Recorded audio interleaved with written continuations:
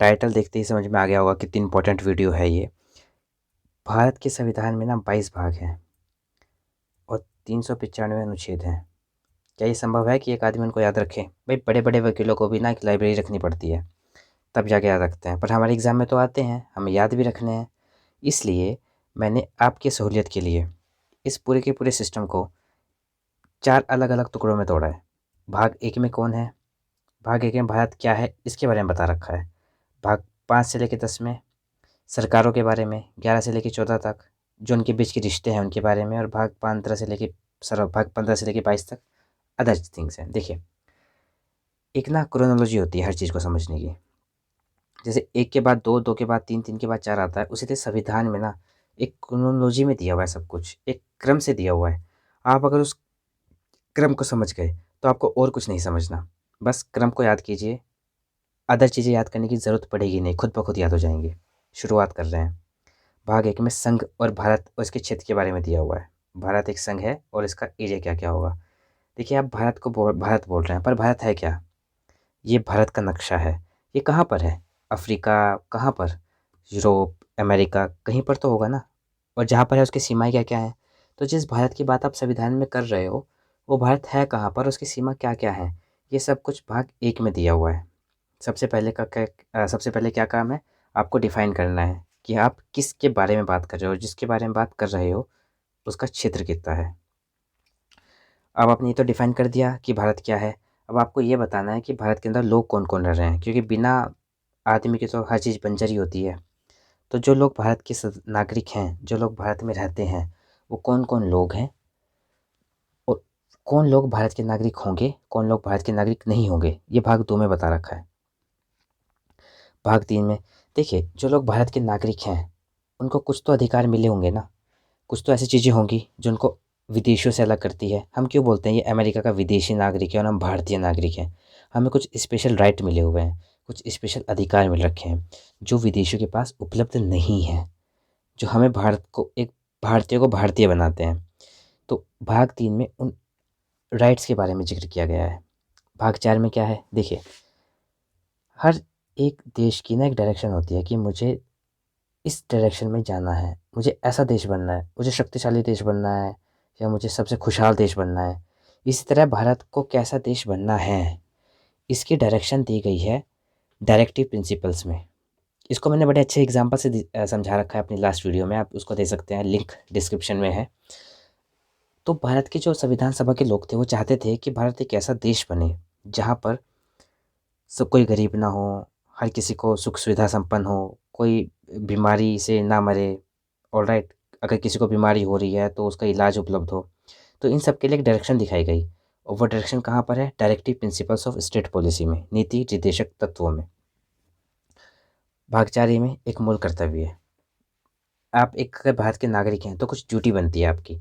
आप अपने राष्ट्रीय ध्वज का सम्मान करेंगे। देखिए, कोई अमेरिका वाला भारत के ध्वज का सम्मान करने नहीं आएगा, आपको खुद ही करना पड़ेगा।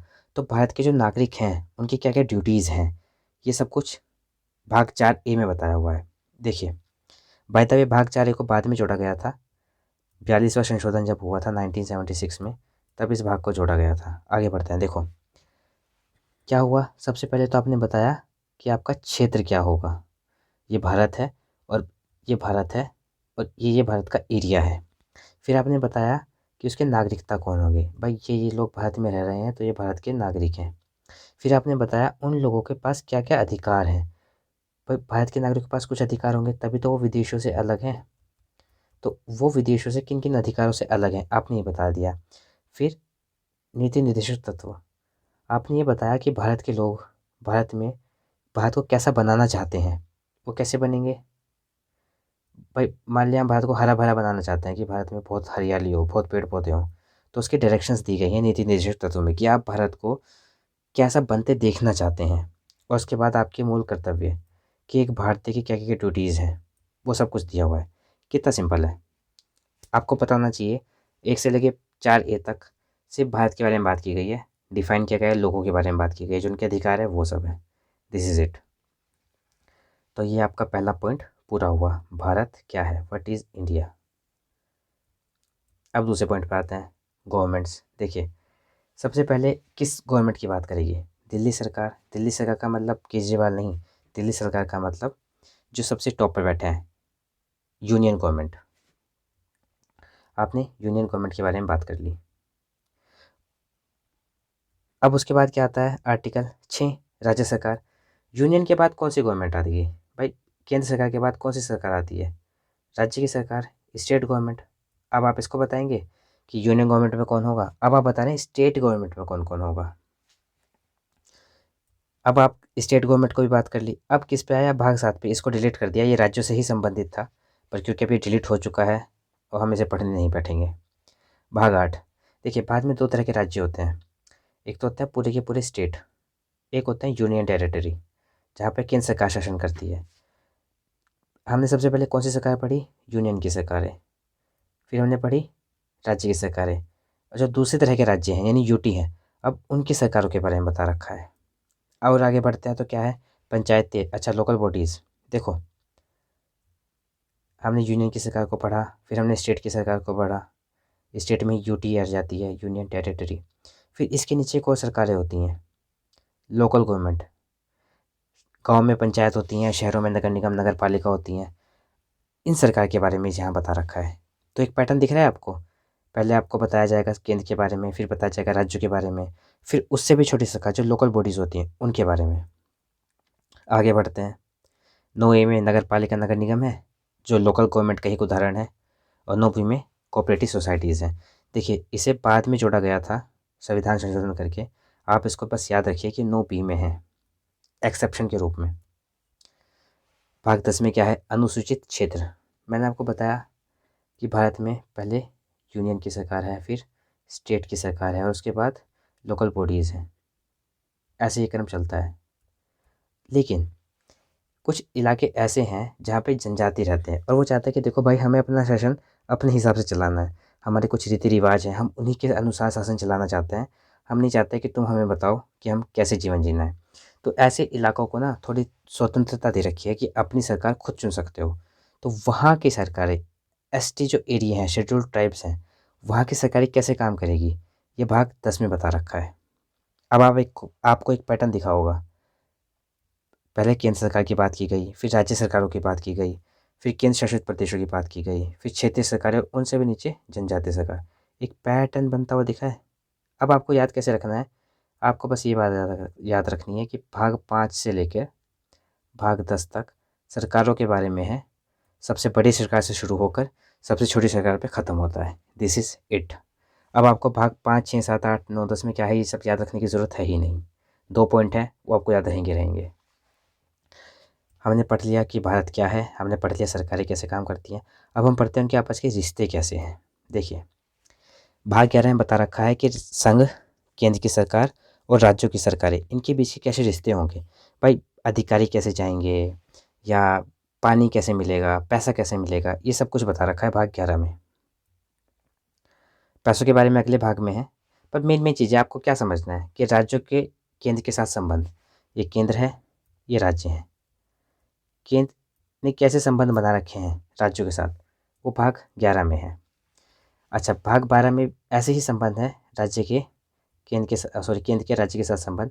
पर ये संबंध कैसे हैं, पैसे वाले, जिसमें पैसा जुड़ा हुआ है। टैक्स का कलेक्शन कैसे होगा, टैक्स का डिस्ट्रीब्यूशन, बंटवारा कैसे करे जाएगा पैसे का, राज्यों को कैसे कैसे पैसा मिलेगा, कौन किसको ज़्यादा पैसा मिलेगा, किसको कम पैसा मिलेगा, ये सब चीज़ें। भाग 13 में बता रखा है एक राज्य दूसरे राज्य के साथ कैसे बातचीत करेगा, कैसे व्यापार करेगा, व्यापार की आज़ादी होगी या नहीं, क्या राज्य के पास क्या अधिकार होंगे व्यापार से जुड़े हुए, वो सब भाग 13 में बता रखा है। भाग 14 में देखो, आईएएस और आईपीएस बहुत बड़ी सर्विसेज होती हैं। इंडिया में इससे बड़ी सर्विस कोई है नहीं। इनका सिलेक्शन कौन करता है, केंद्र सरकार। और ये काम कहाँ करते हैं, राज्य सरकारों में। इनका सिलेक्शन कैसे होगा, राज्य सरकारों को कैसे काम किया जाएगा, और जो इनका सिलेक्शन करेगा उसका कैसे सिलेक्शन होगा, ये सब चीज़ें भाग 14 में बता रखी हैं। मतलब जितनी भी सेवाएं हैं उन सब का वर्णन भाग 14 में है। इससे ज़्यादा कुछ नहीं याद रखना। जो ये आईपीएस आईएएस होते हैं ना, अगर इन्हें लगता है कि इनके साथ अन्याय हो रहा है, इनके साथ अच्छी चीज़ नहीं की जा रही, इनके अधिकारों का हनन हो रहा है, तो ये कहाँ जाएंगे, ये जाएंगे ट्रिब्यूनल्स। वो इसका मुद्दा सुनेंगी, सुलझाव करेगी। वो भाग 14 में है। अब दोबारा से रिवाइज करते हैं। भाग 11 में क्या है? राजनीतिक रिश्ते। भाग 12 में फाइनेंशियल रिलेशन है, पैसों का लेन देन। भाग 13 में राज्यों के बीच कैसे व्यापार होगा उसके बारे में। भाग 14 में सर्विसेज, कौन कौन सर्विस करेगा, कैसे कैसे सर्विसेज होंगी उनके बारे में। और जो सर्विस कर रहे हैं उनके अधिकारों की रक्षा भाग 14 के ट्रिब्यूनल एक्ट में की गई है। हमने पढ़ लिया है कि भारत क्या है, हमने पढ़ लिया है सरकारें कैसे काम करती हैं, हमने ये भी पढ़ लिया कि उनके आपस में रिश्ते कैसे हैं। अब हम पढ़ने वाले हैं अदर टॉपिक्स। इसमें 2-3 चीज़ें इंपॉर्टेंट हैं, उसके सिवा आपको कुछ याद नहीं रखना। देखिए, भाग 15 में चुनाव है, याद रखना है? जी हाँ, बिल्कुल याद रखना है, इम्पोर्टेंट है। भाग 16 में विशेष प्रबंध है, कोई ज़्यादा इंपॉर्टेंट है नहीं, याद रख भी सकते हो नहीं, अगर याद रहता है तो ठीक है, अदरवाइज़ कोई बहुत बड़ी भूचाल आने वाला नहीं है। भाग 17 में आधिकारिक भाषा, हिंदी और इंग्लिश हमारी आधिकारिक भाषा है। हिंदी में भी कुछ काम किया जा सकता है और इंग्लिश में भी कुछ काम किया जा सकता है, ये आपको पता होना चाहिए। भाग 18 में इमरजेंसी आपातकाल है, बिल्कुल याद रखना है, बहुत क्वेश्चन आए हैं, आते रहेंगे जब तक कॉम्पिटिटिव एग्ज़ाम होते रहेंगे और संविधान बना रहेगा तब तक। भाग 19 में मिसलेनियस, छोटे छोटे टॉपिक दिए रहे हैं, इसे तो याद रखने की ज़रूरत है ही नहीं। भाग 20 में संविधान का संशोधन कैसे होगा, ये भी यकीन इम्पोर्टेंट है, तब तक क्वेश्चन आते रहेंगे जब तक संविधान रहेगा और देश रहेगा और सरकारी नौकरियां रहेंगी। भाग 21, इसमें भी कुछ छोटे मोटे प्रोविज़न्स किए गए हैं, जैसे कि मतलब ये आपके काम का नहीं है, कुल मिला के बात ये है, ज़्यादा नॉलेज इकट्ठी करिए, कोई फ़ायदा नहीं है, आपको एग्ज़ाम पास करना है, उससे ज़्यादा कुछ नहीं। भाग 22 में ये सब चीज़ें हैं जो यहाँ पर लिखी हुई हैं, चाहिए तो पढ़ सकते हैं, अदरवाइज़ एग्ज़ाम में आने वाला है नहीं, जब तक आप कोई बहुत ही ऐसे एग्ज़ाम की तैयारी ना करें जो out of the box question पूछने का में माहिर हो। ऑलराइट, हमने सब पढ़ लिया। अगर आपको अच्छा लगे तो सब्सक्राइब कर सकते हैं, हमें थोड़ा मोटिवेशन मिल जाएगा, इससे ज़्यादा तो क्या ही मिलेगा। एंड ऑफ कोर्स हाँ, एक पॉइंट और, जब नेक्स्ट वीडियो अपलोड होंगी तब हम अगली बार से कोशिश करेंगे कि प्रैक्टिस सेट के साथ जोड़ दिया जाए।